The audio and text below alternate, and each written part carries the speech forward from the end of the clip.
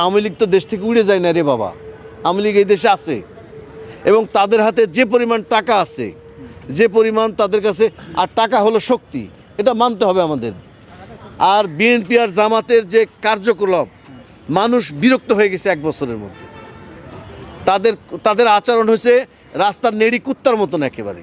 এই বিএনপি আর জামাতের হাড় নিয়ে যেরকম কামড়াকামড়ি করে, ঠিক সেইভাবে কামড়াকামড়ি শুরু করছে তারা। এটা হলো তারা নিজেরাই এই আওয়ামী লীগের এই প্যাসেজ দিচ্ছে।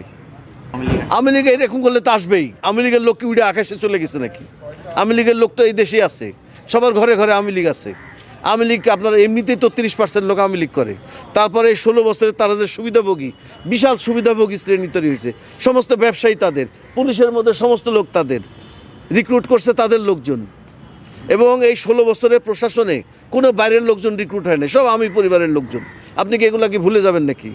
তো এইটা যদি, এই বাস্তবতা যদি বিএনপি আর জামাত না বুঝে, তাহলে ওদের পাছার হাত দিয়ে আবার ভাঙবে, এটা বলে দিলাম আমি।